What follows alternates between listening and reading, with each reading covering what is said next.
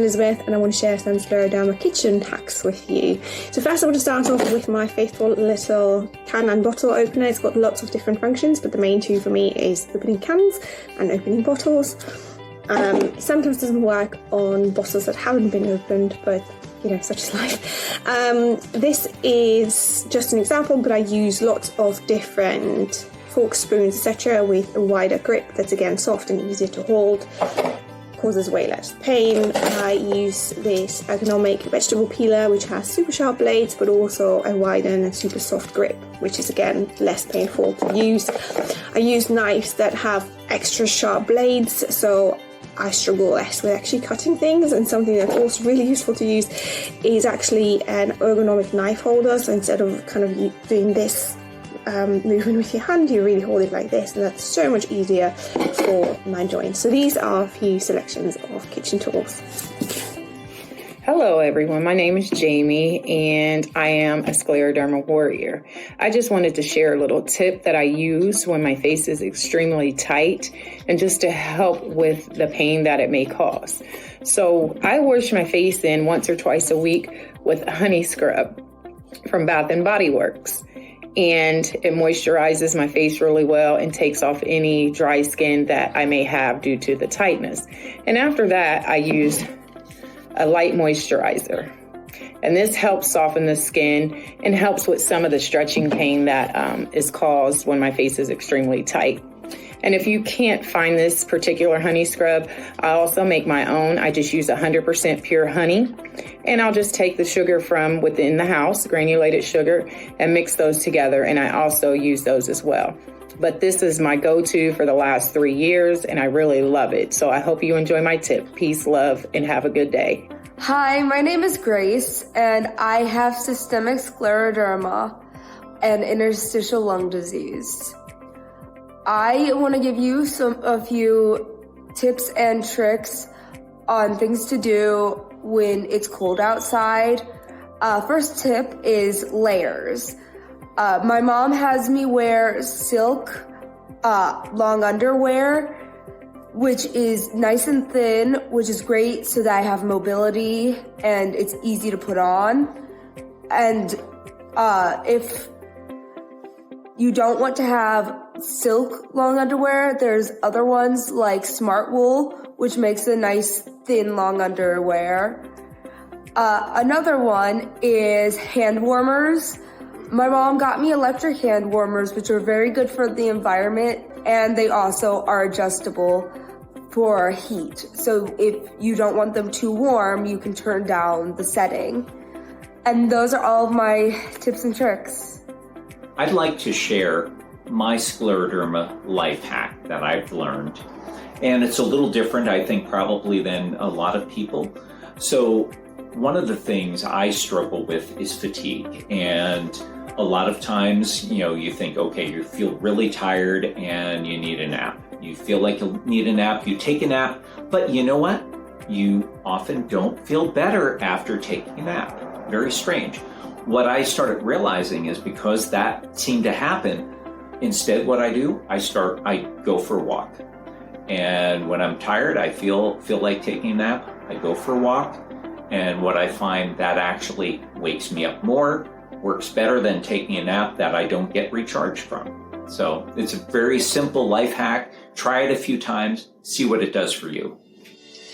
Hi, my name is Kiara Flowers, and I was diagnosed with scleroderma in June of 2020.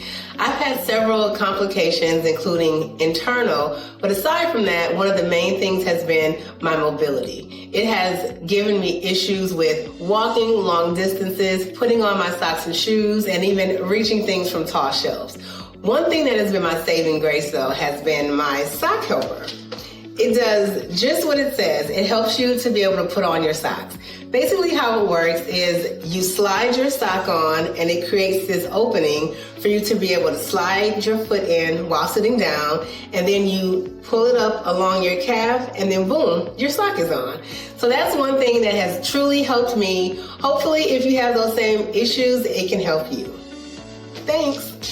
Hi SRF community, my name is Missa. I was diagnosed in 2023 with localized scleroderma. Today, I'm going to share with you the life hacks that I use in order to deter my Raynaud symptoms.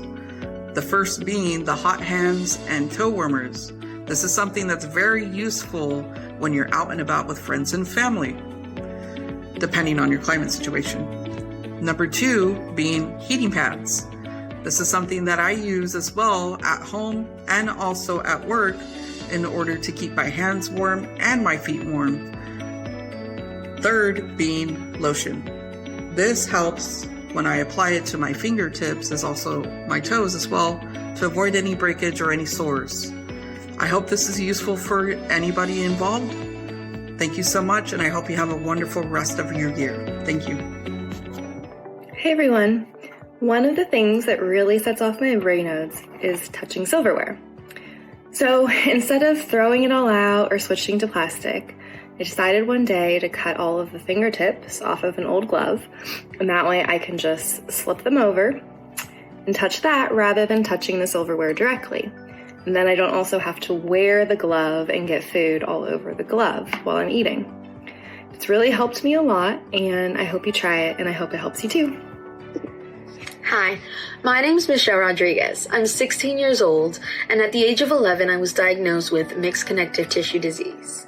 I was diagnosed with various autoimmune conditions along with this, which were scleroderma, lupus, juvenile rheumatoid arthritis, Raynaud's, dermatomyositis, interstitial lung disease, and amplified musculoskeletal pain syndrome. I have tried various tactics to help manage my pain as well as making my daily life and simple tasks easier. I got fitted for shoes, which helped tremendously. I was able to find out the perfect shoes for me as well as inserts that worked well with my foot alignment. This helped to reduce the pain that I was experiencing, especially when I took the stairs. Now at school, I take the stairs every single day instead of using the elevator. I only use it when necessary, of course. Listen to your body, as your body is going to be your best friend when telling you what's wrong. Because all of these conditions affect everyone differently. It's not a one-size-fits-all, and neither are the solutions. You have to find what works for you. Thank you. Hey guys, my name is Amy, and I've been living with scleroderma for over 24 years now. Scleroderma, as we all know, can be a really difficult disease.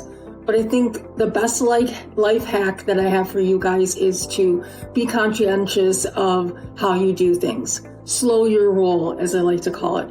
We all have heard that really cute nursery rhyme, The Tortoise and the Hare, when they say slow and steady wins the race. Well, I think the same with scleroderma. You don't have to be the fastest walker or the first to be done with your dinner or even somebody who completes daily chores the fastest, right? Go at your own pace. And I've really found that by doing that, it's giving me a better quality of life. And I've been really more productive in my day at going my own pace. So just a little tidbit for you to think and see if it will help for you. Thanks, guys.